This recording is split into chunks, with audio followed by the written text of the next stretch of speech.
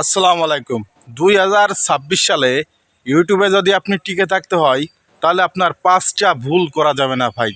5টা ভুল যদি আপনি করেন তাহলে ইউটিউব আপনার ছেড়ে দিতে হবে, ইউটিউব আপনার ডিলিট করে দিতে হবে, কারণ আপনি আর কাজ করতে পারবেন না, কারণ এখানে আপনি সফলতা পাবেন না।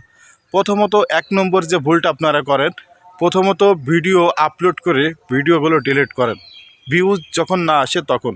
এই ভুলটা আপনি করবেন না, এই 1 নম্বরটা।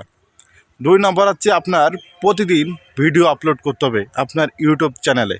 আপনি শর্ট ভিডিও আপলোড করেন আর লং ভিডিও আপলোড করেন, প্রতিদিন আপনার একটা ভিডিও আপলোড করলেও করতে হবে। যদি আপনি না করেন তাহলে আপনার চ্যানেলে ভিউজ আসবে না, 0 ভিউজ থেকে যাবে, প্রবলেম আসবে, পরবর্তী আপনার হতাশ হয়ে যাবেন, আপনি আর কাজ করার ইচ্ছা থাকবে না।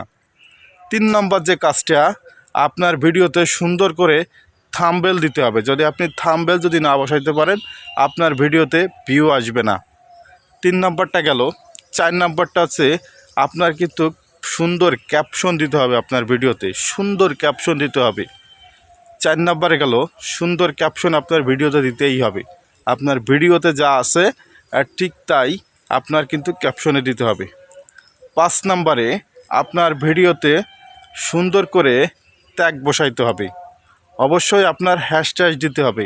এবার আমি বলি, আপনার ভিডিওর কোয়ালিটি যদি না হয় তাহলে আপনি যদি ভুলভাল দেন তাহলে আপনার এই ভিডিওগুলো মানুষ কিন্তু দেখবে না, আর ইউটিউব কিন্তু মানুষের কাছে ভিডিওগুলো কিন্তু পাঠাবে না।